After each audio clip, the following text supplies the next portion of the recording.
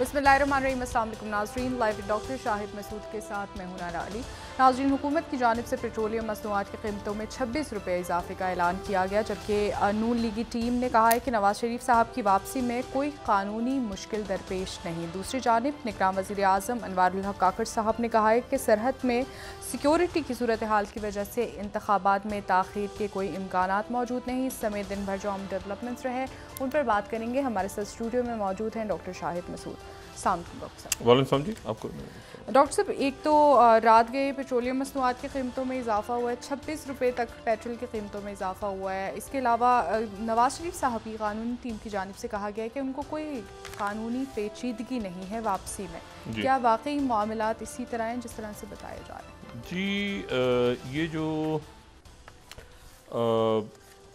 सबसे पहले तो एक महीने में 59 रुपये 1 लीटर पे एक महीने में पेट्रोल की कीमत पड़ी है, 59 रुपीज़ अ लीटर। और ये बात अभी वाज़ेह नहीं है कि क्या ये कीमतें और बढ़ेंगी इससे भी ज़्यादा या नहीं, लेकिन ये बात कही जा रही है कि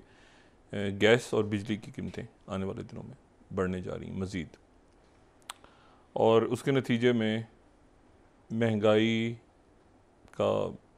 जो भी कहें इसको, जो भी लफ्ज़ सख्त से सख्त इस्तेमाल करें, लोगों के अब बस में पहले ही नहीं था, लेकिन अब भी फ़िलहाल कुछ भी ऐसा नहीं है जिसके बारे में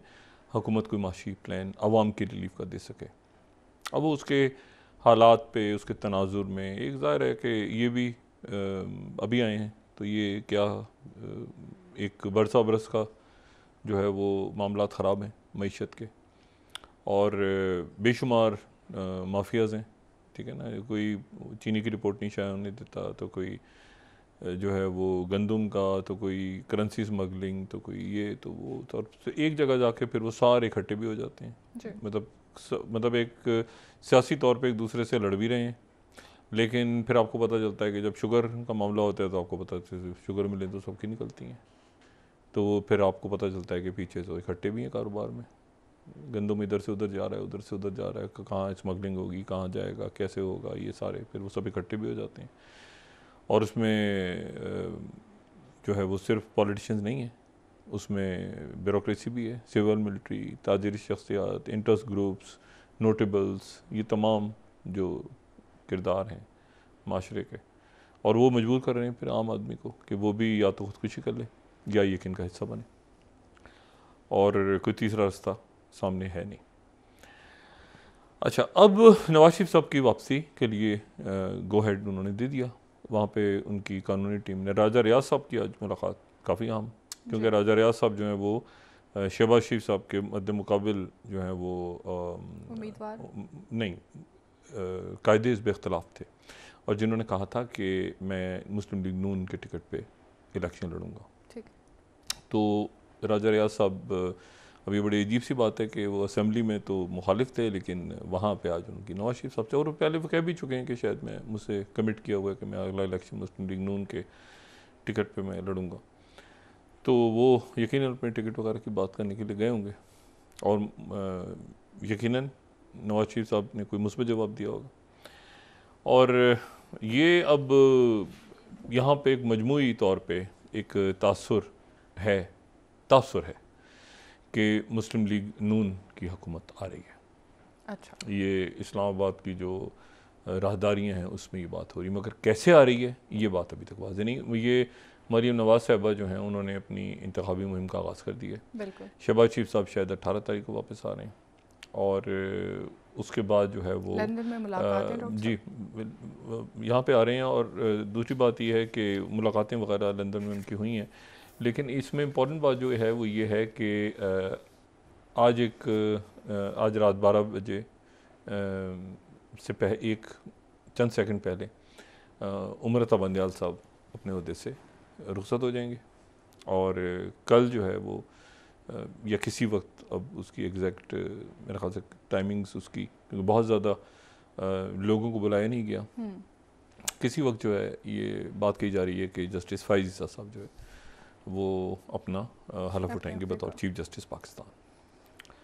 और उसके बाद फौरी तौर पे बहुत सी बातें, बहुत से उनके सामने चैलेंजेस हैं फौरी तौर पे। हमें बहुत ज़्यादा बोझ भी नहीं डालना चाहिए अपनी अदालतों पे। बहुत सारे मामलात ऐसे कि हम फ़ौरन एक्सपेक्ट करेंगे जी वो आज ही होगा, फ़ौरन होगा, ये होगा। बेशुमार मामलात ऐसे हैं जो अदालतों के सामने जाने हैं और अहम है बहुत ज़्यादा। लेकिन ये है कि उसके साथ ही जो पीर के रोज़ नैब ने अपना इजलास तलब कर लिया और जो चेयरमैन नैब हैं जनरल नज़ीर भट्ट साहब, ये उनके ज़ेर सदर इजलास होगा और जो तरामीम ख़त्म की गई हैं उनके बाद की जो सूरत हाल है उस पर गौर होगा। और इसी दौरान असासे वगैरह, अभी हम जब बात कर रहे हैं इस वक्त तो एक जगह पे छापा पड़ रहा है और बहुत बड़ी अरबों के हिसाब से वहाँ से नकदी बरामद हो रही है। ये रावलपिंडी के इलाके से ख़बर आ रही है और ये पूरे मुल्क में मुख्तलिफ़ जगहों पे ये जो माशी दहशतगर्दी के ख़िलाफ़ ऑपरेशंस हैं ये जारी हैं, तेज़ होंगे आने वाले दिनों में। और ये इसमें चीनी, इसमें गंदम, करेंसी, इसमें मिली भगत, सारे land grabbing, dollars, land grabbing, फिर ये सारा पूरे जो नेक्सस हैं। और ये उसमें अब ये नैब के केसेस खुल गए दोबारा, किसकी क्या स्टेज है। लेकिन सिर्फ नैब नहीं है, ये बात ज़हन में रखें। नैब के अपनी जगह केसेस हैं और ये बिल्कुल जो अब इसको इस तरह से देखा जा सकता है जैसे परवेज़ इलाही साहब के साथ मामलात हो रहे हैं कि वो उनको एक अगर नैब छोड़ती है तो एफआई पकड़ लेती है, एफआई छोड़ती है तो एंटी करप्शन पकड़ लेती है, एंटी करप्शन छोड़ती है तो तो ये जो मामलात हैं बिल्कुल परवेज़ इलाही साहब को अगर आप देखें इस वक्त, आज उनको फिर उनकी गिरफ्तारी हुई और रेडियाला से उनको लाहौर ले गए तो वो एंटी करप्शन ले गई है उनको। तो वो एक जब यही सिलसिला जो है ये आने वाले दिनों में जो है ये आपको नज़र आ सकता है कि अगर नैब से कोई बचेगा तो वो एफआईए उधर से पकड़ेगी, एफआईए छोड़ेगी तो वो पुलिस पकड़ेगी, पुलिस छोड़ेगी तो जो है वो एंटी करप्शन पकड़ेगी। तो ये मुल्क में मामला होने जा रहा है बड़े पैमाने पर। और इसके साथ ही जो है यकीनन मुल्क इंतखाबात की तरफ भी बढ़ रहा है और इंतखाबात के लिए जो इलेक्शन कमीशन ऑफ पाकिस्तान के जो ज़राए हैं वो ये कह रहे हैं कि जी बिल्कुल जनवरी के आखिर में या फरवरी के शुरू में इंतखाबात होंगे। यही बात अनवारुल्लाह काकड़ साहब भी कर रहे हैं। लेकिन उसके साथ ही ये भी सवाल है कि अगर इलेक्शंस हो रहे हैं अपने वक्त पे तो फिर ये एहतसाब का जो अमल है क्या ये अपने मंतकी अंजाम तक पहुँचेगा? मेरा अपना अंदाज़ा है कि पहुँचेगा इंशाअल्लाह जी। और क्योंकि एहतसाब जो है वो मतलब वो अगर दरमियान में छोड़ा गया तो फिर उसके बाद जो है वो फिर फिर उसके बाद इस मुल्क में फिर कोई एहतसाब की बात इसके बाद नहीं होगी। ठीक है, ये बिल्कुल एक होता है ना कि एक रियासत के जब अंदर इतने जरासीम आ जाएं कि वो जो है वो मतलब ना गंदम को नीचे जाने दें ना कुछ हो, हर टैक्स वो आवाम के ऊपर डाल के अपनी जान छुड़ाएं और फिर वो यही नहीं बताएंगे जी कर्ज़ा कितना लिया है हमने, ये इसको भी ये खुफिया राज बना के रखते हैं, बस हमने देना है जी उनको इतना देना है उतना, इसलिए आपके ऊपर हम कीमतें बढ़ा रहे हैं और कोई जवाब भी उनसे ना तलब कर सके। और उसके साथ ही आपकी जो एक एलीट है वो मतलब अगर गुर्बत है तो सबको गरीब होना चाहिए ना। लोग अमीर से अमीर तक कैसे हो गए हैं? जो एक लखपति है वो अरबपति कैसे हो गया, अरबपति से खरबपति कैसे हो गया? तो ये भी तो एक सवाल है ना। तो और कुछ लोग जो है गरीब से गरीब, तो माशरे के अंदर इसका मतलब है कि वो दो तरफ चल रही है ना, तलवार दो तरफ ऐसे चल रहा है ना, एक तो तलवार चल रही है और एक तरफ सीढ़ियाँ चल रही हैं। अच्छा, लेकिन ये है कि तो ये आने वाले दिन जो हैं ये बड़े इसमें बहुत से वाक़यात होंगे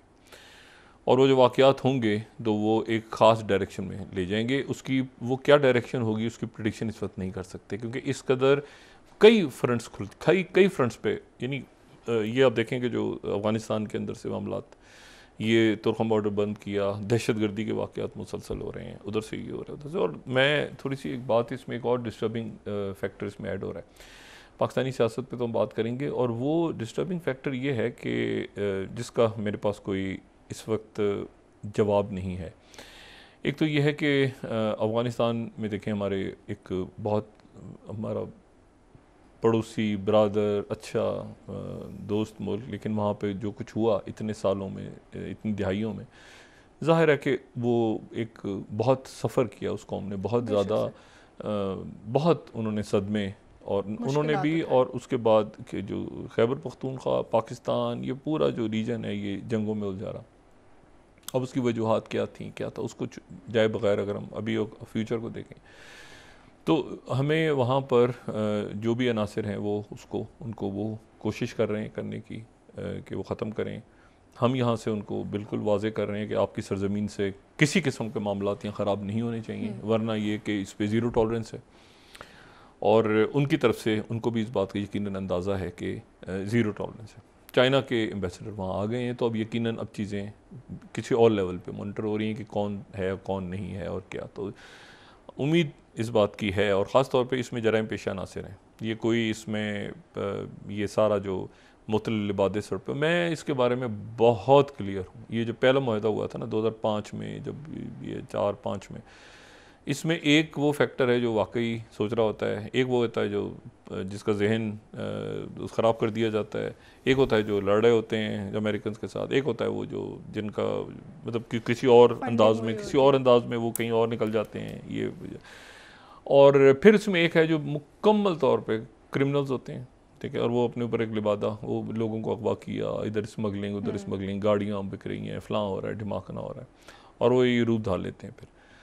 और इसमें फिर जाहिर है कि बाहर की फोर्सेस भी इन्वॉल्व होती हैं। और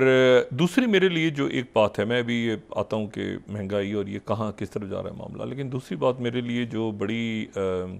इस वक्त अजब सी है वो ये है कि मैं ज़ाहिर है इर्द गिर्द के वाक़यात को देखते रहते हैं, बात करते रहते हैं उस पर, लेकिन आज थोड़ी सी मैं ज़रा इसको, मैं उम्मीद करता हूँ कि ये मामला थम जाएगा, रुक जाएगा, लेकिन जो हमारा पड़ोसी मुल्क इंडियन मीडिया है इस वक्त, इंडियन मीडिया मुसलसल ये पिछले, मैंने खैर इसके ऊपर बात नहीं की, 2-3 दिन गुजर गए इस बात को, लेकिन वो ये कह रहे हैं कि जो मकबूजा कश्मीर के इलाके हैं मुख्तलिफ, तो वहाँ पर कोई वहाँ पर उनकी कोई झड़प हुई है या कोई ऑपरेशन हुआ है, और उसके नतीजे में जो है वहाँ पे कोई उनके कोई फ़ौजी अफसर या फ़ौजी अफसरान हैं, उनकी तादाद बता रहे हैं, उनकी डेथ हो गई है, और उसके नतीजे में वहाँ कोई ऑपरेशन हो रहा है बड़ा, और उसके ये हो रहा है वो हो रहा है सारा, और फिर वो पाकिस्तान के ऊपर बात हो रही है। तो अभी ज़ाहिर है कि सरकारी हवाले से तो मैं बात नहीं कर रहा, हमने अपने रिपोर्टर्स से पूछा वहाँ पे कि भाई यहाँ पे LOC पे क्या सिचुएशन है, तो मतलब है कि ये क्या हो रहा है, तो वो ज़ाहिर है जो भी उस तरफ होता है वो उसकी यहाँ हमेशा उसकी प्रॉपर एक आपको सुनाई देती है कि वहाँ कुछ हो रहा है इस वक्त। अच्छा, यहाँ बिल्कुल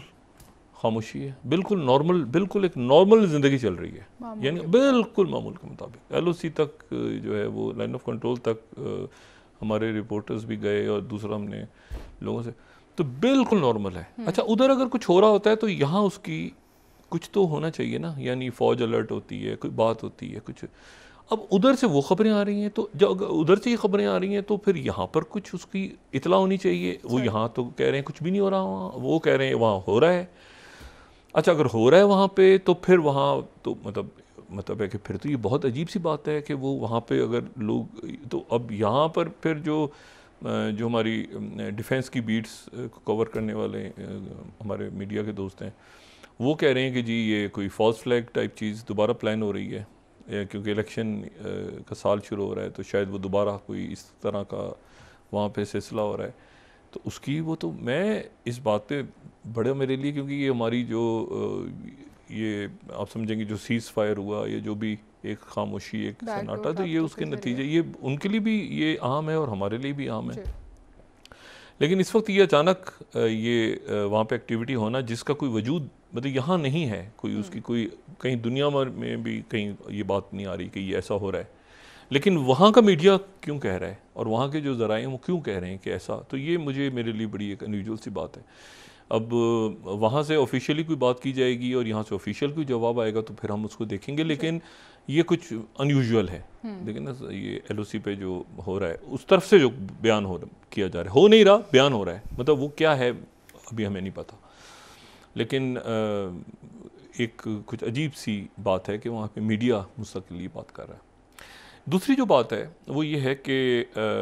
ये जो भी कुछ पाकिस्तान में हो रहा है ना इस वक्त, मैं वही के ख़त्ते और दुनिया के वाक़यात हम तो सिर्फ ये देख रहे हैं ना इस वक्त के,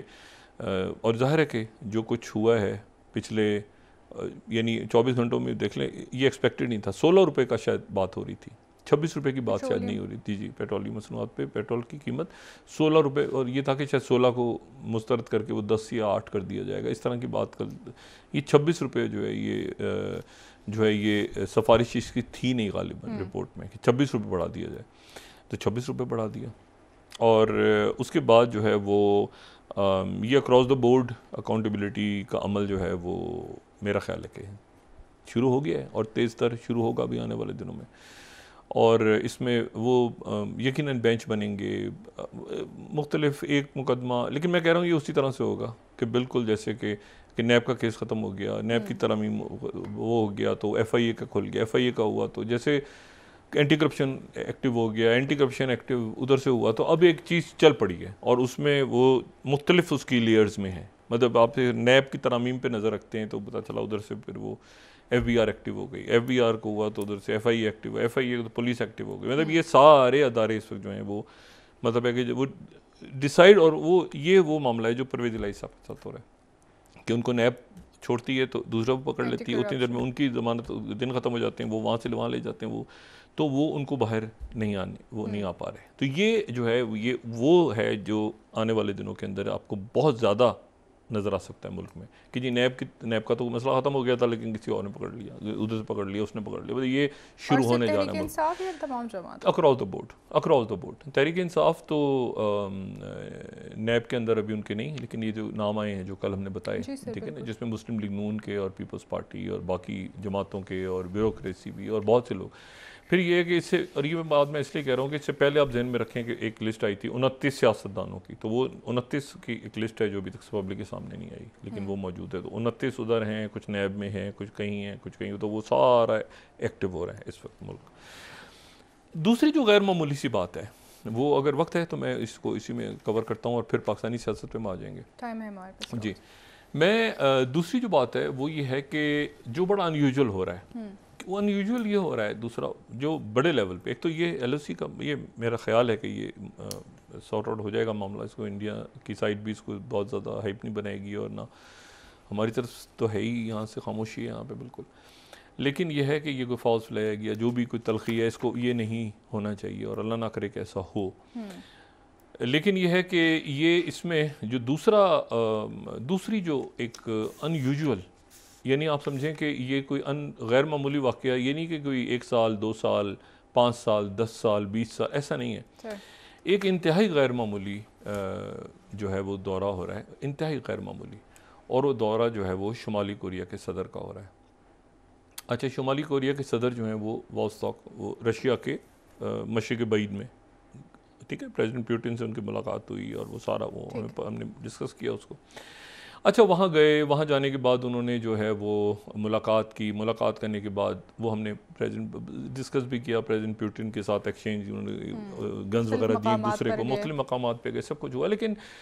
जो पिछले 24 घंटों में वो जहाँ पे गए हैं वो एक बहुत ही गैर मामूली बात है, और वो जो हैं वो अपने उस जगह पे गए हैं जिसको आर्तियोम हम कह सकते हैं। वो जगह बिल्कुल आप समझें कि ये वो जगह है जो जहाँ तक बाहर के मतलब मुल्क के अंदर भी और मुल्क के रशिया के बाहर के लोगों की भी रसाई नहीं है, ठीक है। और ये उनकी वो जगह है जहाँ पे उनके न्यूक्लियर एसिड्स हैं। अच्छा, अब इशू एक यहाँ पे बहुत बड़ा एक सवाल जो इस वक्त दुनिया भर के दारुल हुकूमतों में ये जो उनके देख रहे हैं कि शुमाली कोरिया के जो सदर हैं वो रशिया के दौरे के दौरान, ठीक है, वो उनका मुख्तलिफ आप पैसिफिक फ्लीट फ़ौजी मशकें देखते हैं, दौरा करते हैं, मिलते हैं, लेकिन न्यूक्लियर वेपन्स की जो मैन्युफैक्चरिंग जहाँ हो रही है, ख़ास तौर पे जो किंजल मिज़ाइल है, किंजल जो रशियन लैंग्वेज में कहते हैं इसको डैगर को, खंजर। अच्छा, तो खंजर जो है ये 2000 किलोमीटर तक ये बैलिस्टिक मिज़ाइल और न्यूक्लियर वॉरहेड कैरी करने वाला, और ये one of the best missiles जो रशिया ने अभी तक बनाए हैं, वो उनमें से खंजर मिज़ाइल एक है। और ये उन्होंने कहा था कि हमने ये वो मिसाइल्स हैं जो यूक्रेन पे हमने डिप्लॉय कर दिए हैं कि अगर गड़बड़ ज़्यादा जंग हुई तो ये होगा था बेलारूस में भी, और हम न्यूक्लियर इस्तेमाल करेंगे, तो ये कैंसर मिसाइल्स उनके वहाँ पर ये अलर्ट हैं, आज डिप्लॉयड हैं। और ये जो हैं ये अच्छा, अब तो ये जहाँ बनते हैं जहाँ पे, वहाँ का दौरा किया है। अब ये बड़ी अनयूजुअल बात है कि वहाँ का दौरा किया है। और ये अब सवाल जो है ये मुख्तलिफ़ जगहों पे अब डिस्कस हो रहा है दुनिया में कि क्या, पहले तो ये बात थी कि क्या रशिया के साथ, मतलब देखें ना, वॉर, जंग की पहली गोली कैसे चलेगी ये हर एक को पता होता है, आखिरी कहाँ चलेगी ये किसी को नहीं पता होता। कुछ क्या ये तसव्वुर हो सकता था 9/11 के बाद कि अफ़गानिस्तान के जंग का ये अंजाम निकलेगा? मतलब या कोई सोच सकता था प्लानर के ये यूक्रेन की जंग जो है ये इस तरह खिंचेगी 19 माह के बाद कि उसमें नॉर्थ कोरिया आ जाएगा इस मरहले पे जाके? अच्छा, प्रेसिडेंट जी अमेरिका यूक्रेन के साथ जो है वो अब एक फटीक में जा रहा है, क्योंकि आप जितना ज़्यादा जंग को खींच चुके हैं ना बहुत ज़्यादा, अब जब आप खींच गए तो रशिया जो है वो उसने नॉर्थ कोरिया को इन्वॉल्व कर लिया, नॉर्थ कोरिया दरमियान में आ गया। वो कहाँ तक जाता है मैं नहीं समझता, लेकिन इसमें ये मामला देखिए, नॉर्थ कोरिया को पहली बात तो बनाने सोवियत यूनियन ने ही बनाया, तारीख में आप चले जाएं तो सोवियत यूनियन ने बनाया। और ये मैं आपको बताऊं कि ये जब कोरियन वॉर हो रही थी, तो कोरियन वॉर जब हुई है तो उसमें ये वर्ल्ड वॉर ख़त्म हो गई थी, उसके बाद कोरियन वॉर शुरू हुई है। तो कोरियन वॉर जो है वो एक उसमें एक बड़ा खौफनाक सा मोड़ आया था, जिसके नतीजे में शुमाली कोरिया और जनूबी कोरिया बना। हम बात कर चुके हैं इस पर बहुत दफ़ा डिटेल में, लेकिन उसका एक मरहला बड़ा खौफनाक आ गया था। मरहला ये आया कि जो जनरल मैकार्थर थे, जो डगलस मैकार्थर, वो ज़ाहिर है किसी तारुफ के वो मोहताज नहीं, उनका कई हवालों से नाम है, लेकिन मैं एक ख़ास आपको बात बताना चाह रहा हूँ। उन्होंने ये कहा, ये चाइना डेली को अगर हम कोट करें यहाँ पे, चाइना डेली और ये काफ़ी जगहों पे ये स्टोरी मिल जाएगी, 2017 का चाइना डेली भी और सारा, उन्होंने इसमें वहाँ पे उन्होंने ये कहा कि दिसंबर 9 दिसंबर 1950, ठीक है, जनरल डगलस मैकार्थर ने कहा कि वो चाहते हैं कि कमांडर जो है उसके पास पावर होनी चाहिए कोरिया में एटॉमिक वेपन यूज़ करने की, न्यूक्लियर बम गिराने की। वो मेरे पास परमिशन होनी चाहिए, मैं कमांडर हूँ। और उन्होंने 24 दिसंबर को एक लिस्ट दी कि जिसमें उन्होंने कहा कि टारगेट्स हैं 26 न्यूक्लियर बम गिरानी है हमने। ये अगर आप देखें ये सामने, ठीक है, और 4 जो हैं वो इन्वेजन फोर्सेस पे और 4 ज़्यादा वहाँ पे, और उसके बाद उन्होंने कहा कि वो जंग जीतेंगे 10 दिनों में, लेकिन उनको इजाज़त दी जाए कि 30, वो कहता है मैं 30 या उससे ज़्यादा, कुछ जगहों पे ये स्टोरी इस तरह से आती है कि उन्होंने 34 न्यूक्लियर बॉम्ब्स गिराने की बात की थी कि मुझे परमिशन दे दी जाए कि मैं 34 न्यूक्लियर, ये मैं बात आपसे कर रहा हूँ कि जब 45 के अंदर हिरोशिमा नागासाकी पे बम गिर चुके, तो आप तसव्वुर करें कि उस वक्त 2 बॉम्ब्स के नतीजे में, और ये कह रहे हैं कि मुझे 34 बॉम्ब्स गिराऊंगा मैं, तो उसके बाद मैं जंग जीतूंगा। तो नतीजा क्या निकला कि अगले दिन डगलस मैकार्थर को प्रेसिडेंट ट्रूमन ने फायर कर दिया, ठीक है। और ये उस ज़माने के हमारे पास जो हैं ये अगर हम पेपर क्लिप्स दिखाएं तो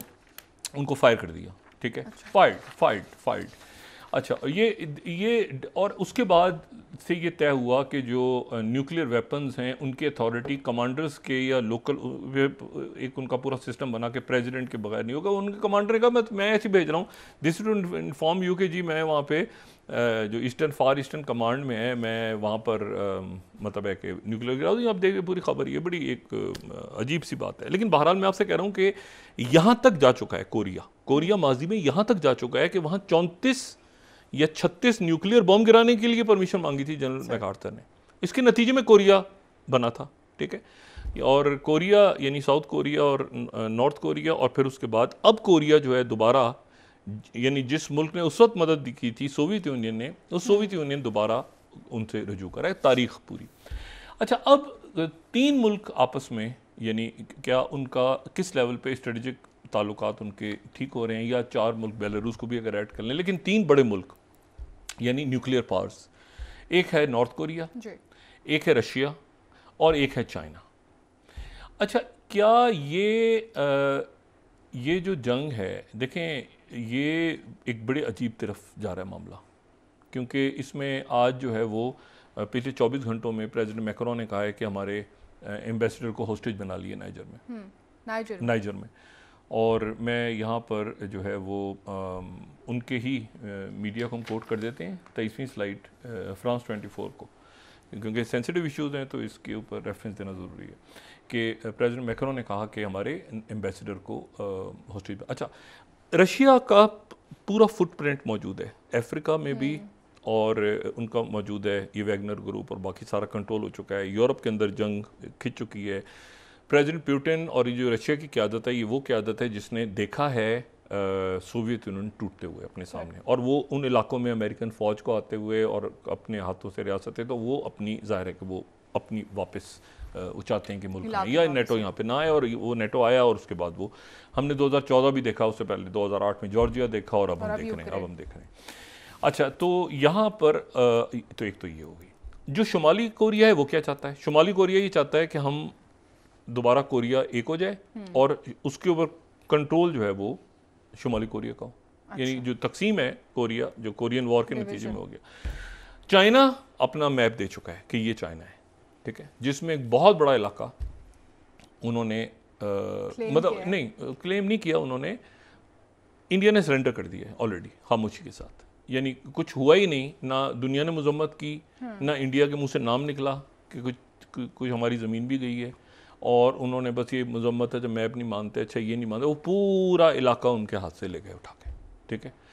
और वो आगे क्या होगा, कोई क्वाड बन रहा है, कोई ये बन रहा है, कोई एक अजीब ड्रामेबाजी हो रही है, कोई कॉरिडोर बन रहा है, कोई ये टेक्नोलॉजी ट्रांसफ़र होगी, पता नहीं 10 साल बाद कोई जहाज़ बनेंगे, पता नहीं अजीब व गरीब किस्म के मुआहदे हो रहे हैं, और वो उसके ऊपर उनका वो स्टांस नहीं रहा जो उनका होना चाहिए था। और ये मिसकैलकुलेशन थी, ये क्या था मैं नहीं जानता, लेकिन उनको क्या, मैं इस बात को नहीं मानने को तैयार कि दोकलाम के बाद वो इंडिया जो था वो बिल्कुल, उनको पता ही नहीं था कि ये चाइना क्या सोच रहा है, और अगले ही दिन जैसे कुछ होता है तो अगले दिन उनकी सैटेलाइट पिक्चर्स आ जाती हैं कि ये तो इलाका पहले निकल चुका है हमारे हाथ से।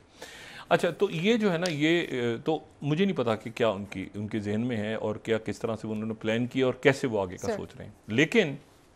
इशू ये है कि ये 3 मुल्क अगर मिल जाते हैं तो फिर दुनिया कहाँ चली जाएगी। अच्छा, मैं इस पे सिर्फ आपको एक ब्रेक पे जाने से पहले मैं आपको सिर्फ ये बताऊं कि ये मामला किस तरफ जा रहा है। देखें, इस पे रैंड कॉरपोरेशन का पहली स्लाइड अगर मैं दिखाऊं, रैंड कॉरपोरेशन के बाद फिर हम इस पे जाहिर है कि उनकी ये डीप स्टेट्स और उनके जो जहाँ पे ये सारे प्लानिंग, लेकिन वो कह रहे हैं कि North Korea, Russia and China the development trilateral imperialist partnership, वो ज़ाहिर है इस अपने बताएंगे, लेकिन वो तैयार हो रहे हैं इस बात के लिए ज़हनी तौर पे कि ये जो है ये मामला ख़राबी की तरफ जा सकता है। अच्छा, इसमें जो जर्मन्स की तरफ से एक उनका German council of foreign relations का एक पेपर 2022 में आया था कि कॉन्फ्लिक्ट इन 2 थिएटर्स, यानी कॉन्फ्लिक्ट इन 2 थिएटर्स का मतलब ये है कि एक पैसिफिक, देखें 2 थिएटर्स का ये है कि 2 महाज खुल जाएं, जैसे हमारा खुल गया था 71 में, या जैसे इंडिया का तो नहीं खुला अभी तक, लेकिन ये कि हमारा, लेकिन ये फिर फौजें यहाँ पे हमारा वेस्टर्न बॉर्डर्स और ईस्टर्न बॉर्डर दोनों तरफ से, ये 2 फ्रंट ही है ना, 2 साइड्स हमारी खुल जाती हैं। अच्छा, और 2 फ्रंट वॉर की प्लानिंग बड़ी मुश्किल होती है कि अब प्रॉपर लड़ें 2 फ्रंट्स पे। ये 9/11 के बाद फौज आ गई थी, इस तरफ आके खड़ी हो गई थी काफ़ी अरसे तक,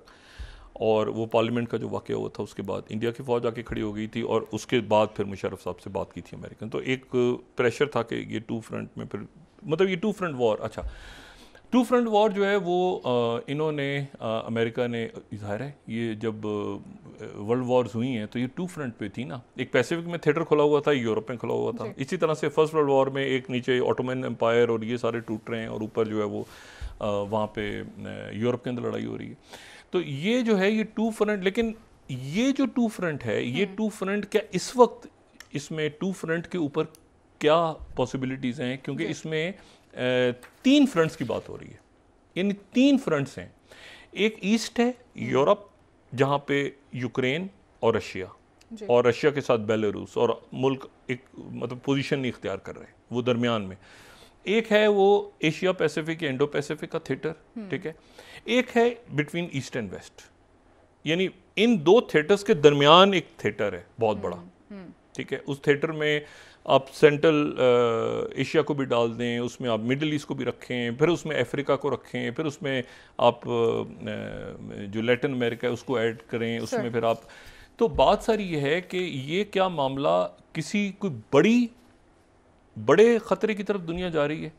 और हम यहाँ पर ये डिस्कस कर रहे हैं कि कव्वा हलाल है या हराम है, या जो इंडिया में भी ये डिस्कस हो रहा है। मतलब मुझे नहीं पता कि ये अचानक उन्होंने ये एक्सक्लेट क्यों किया है, ये एक्सलेशन क्यों हो रही है, मुझे नहीं पता, क्योंकि हमारे अपने अंदर के इतने रोले रप्पे पड़े हुए हैं, ये नैब और ये इलेक्शंस और ये और वो सारा, इसमें तो कोई, अच्छा वहाँ तो मोदी साहब चाहते हैं इलेक्शन जीतना, वो यहाँ तो पता ही नहीं कि किसने, मतलब सभी जा रहे हैं, तो यहाँ तो एक अजीब सी सूरत हाल है ना। ब्रेक ले लेते हैं डॉक्टर साहब, वापस आके बात करेंगे मज़ीद अंदरूनी मामला बड़े। नाज़रीन यहाँ पर एक ब्रेक, हमारे साथ रहिए।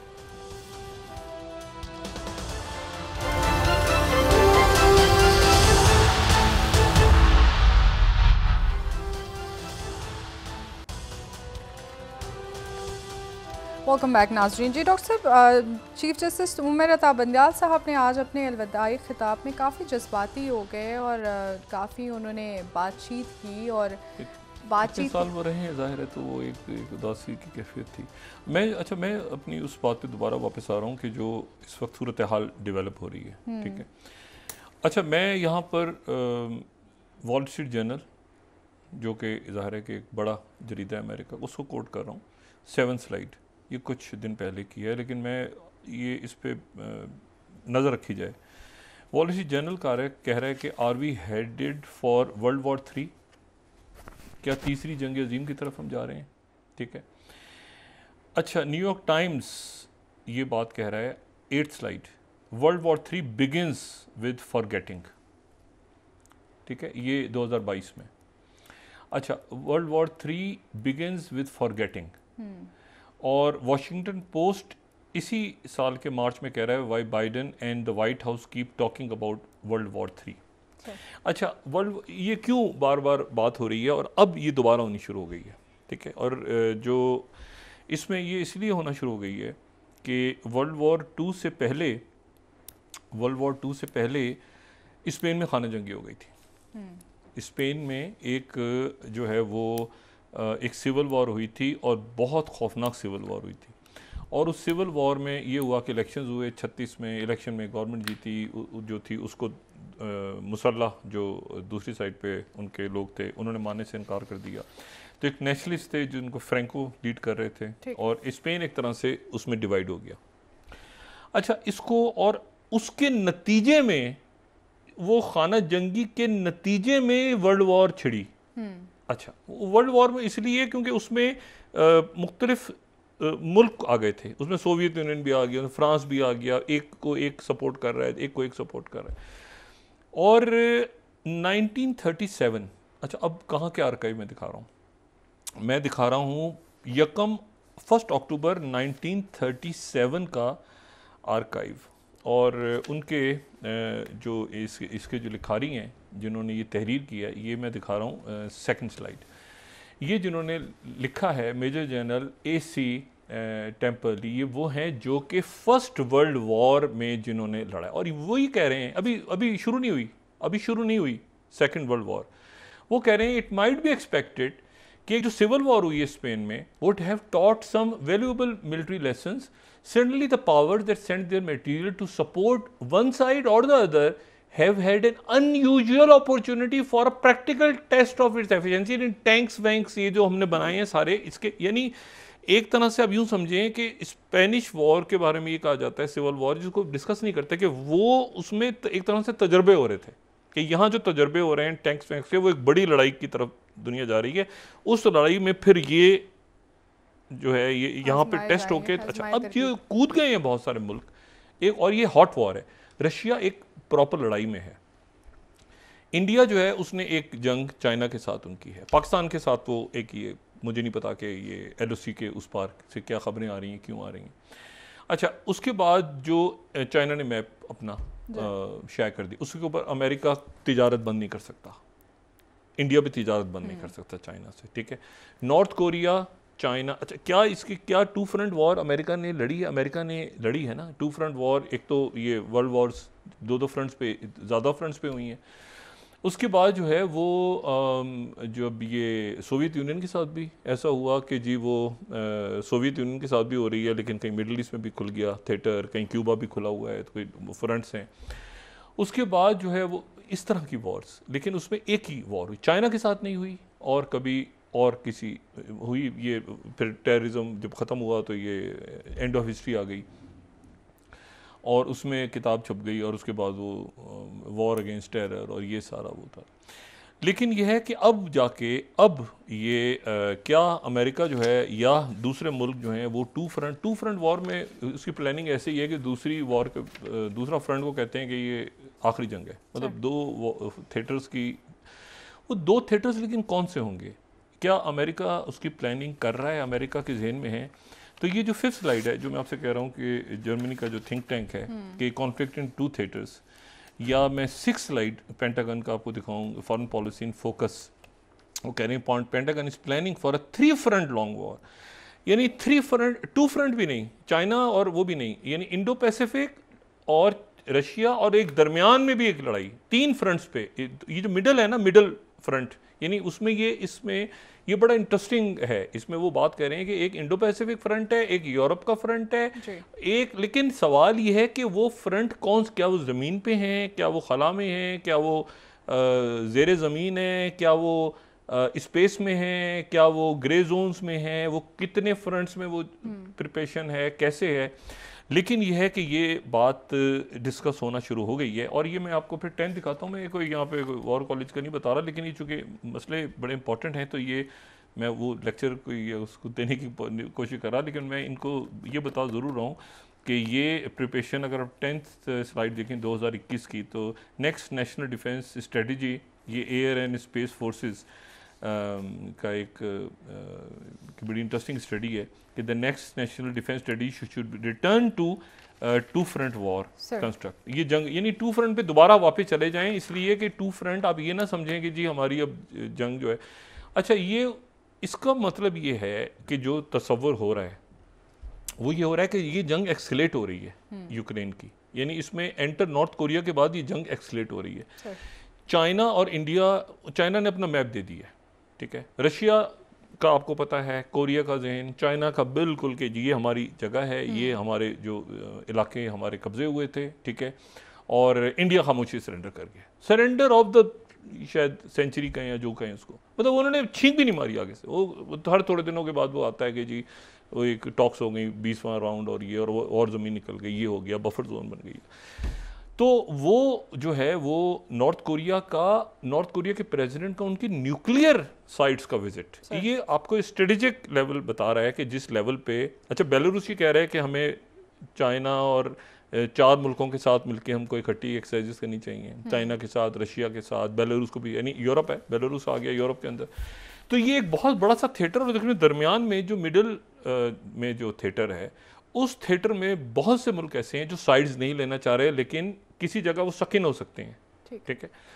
और कई मुल्क ऐसे हैं जो पैनिक में हैं, यानी पैनिक, जैसे ये पैनिक लग रहा है मुझे, पैनिक बटन दबाए या प्लान, मुझे नहीं पता कि ये क्यों खबरें आ रही हैं इंडिया की साइड से, और उस वक्त आ रही हैं जो पाकिस्तान के अंदर टर्मोइल है, उनके भी अपने अंदर टर्मोइल है, पाकिस्तान ने भी इलेक्शन की तरफ जाना है, उन्होंने भी इलेक्शन की तरफ जाना है, लेकिन हमारा इलेक्शन का कोई ऐसा यहाँ पे है नहीं किस्सा कि हम कोई जंग छेड़ेंगे तो इलेक्शन में कोई पार्टी जीतेगी, यहाँ तो केयर टेकर सेटअप बना हुआ है। अच्छा, वहाँ अब तो इशू ये है कि इन चीज़ों को ये एक्सक्लेट हो रही है एक आलमी लेवल पे,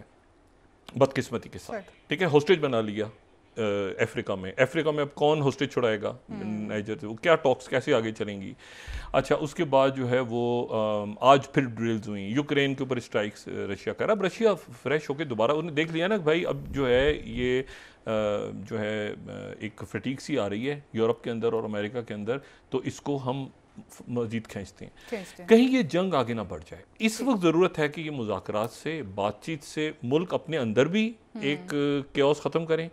और अपने पड़ोसियों के साथ भी मामलात को बेहतर रखें। उसकी वजह यह है कि इस वक्त अगर ये कोई किसी के जहन में है कि फॉल्स फ्लैग करके ऐसा करके वैसा, उसके नतीजे में हालात बहुत ख़राबी की तरफ जा सकते हैं। उसकी वजह यह है कि यूक्रेन की जंग अब लॉन्ग वॉर हो गई है, ठीक है, लॉन्ग वॉर हो गई है और ये हॉट वॉर है। मतलब ये कोई आप समझे कि ट्रेड वॉर नहीं हो रही कि जी आपने तिजारत बंद कर दी, उन्होंने जो ट्रेड वॉर से तो निकल गया ना वो अपना, वो जो आपने स्विफ्ट पाबंदियां और ये सारी उससे निकल गया, हॉट वॉर से भी वो निकल के आगे खींच के जो ये ले गए। और इसमें ये आर्मीनिया अज़रबैजान के अंदर टॉक्स दोबारा स्टार्ट हो रही हैं, टर्की दरमियान में है, रशिया है। लेकिन ये है कि इस दौरान ये मुल्क का जो अंदरूनी इंतशार है ये आने वाले दिनों में जब बढ़े तो जहन में रखिएगा कि सिर्फ थ्रेट्स आपको इंटरनल भी हैं, जहाँ पर आपको ये माशी दहशतगर्दी, जहाँ पर आपको ये माफियाज, जहाँ पर आपको ये गठजोड़ आपस में क्राइम और पॉलिटिक्स का, और जहाँ पे ये बेचैनी लोगों के अंदर, और ये टेररिज्म मुस्तकिल आपकी खबरें आ रही हैं, वहाँ ये जहन में रखें कि आपकी सराउंडिंग्स जो हैं, आपके आसपास के हालात ठीक नहीं हैं। और इस वक्त आपको एक मतलब अंदर आप इतना ना उलझ जाएं कि आप ये भूल जाएं कि ये आसपास क्या हो रहा है, और उसका अचानक कोई जो है वो, क्योंकि पैनिक में है ना, सारे पैनिक में हैं। मतलब कोई सोच नहीं सकता था ना कि ये इस तरह से वॉर यूक्रेन की छिड़ जाएगी। प्लानर्स ने एक उसकी स्ट्रेटेजी सोची होगी ज़्यादा ज़्यादा क्या होगा। अब कि तीन मुल्क जो जमा हो रहे हैं वो तीनों न्यूक्लियर हैं और बड़े मुल्क, मतलब तीनों बड़े न्यूक्लियर मुल्क हैं। यानी ऐसा नहीं है कि जी आप कहेंगे कि यूरोप का मुल्क छोटा, इन छोटे से मुराद ये कि जिसका न्यूक्लियर वेपन्स ख़त्म हो रहे हैं या महंगाई बढ़ गई है या कोई ऐसा मसला चल रहा है, प्रॉब्लम हो रही है, या कोई अफ्रीका के अंदर नहीं, ये ग्लोबल साउथ का कोई मुल्क है नहीं, तीनों न्यूक्लियर वेपन्स के साथ लेटेस्ट स्ट्रेटजी के साथ वो इकट्ठे हो रहे हैं। सर तो इस वक्त ये देखना है जी कि ये मामलात आगे ख़राबी की तरफ ना जाएं। ठीक है नाज़रीन, प्रोग्राम का वक्त खत्म हुआ, कल इंशाल्लाह दोबारा आपसे मुलाकात होगी। मुझे नायला अली को इजाज़त दीजिए। अल्लाह हाफ़िज़ जी डॉक्टर साहब। अपने दोस्तों रिश्तेदारों गुर्दनवाह के लोगों का सब ख्याल रखिएगा। अल्लाह हाफ़िज़।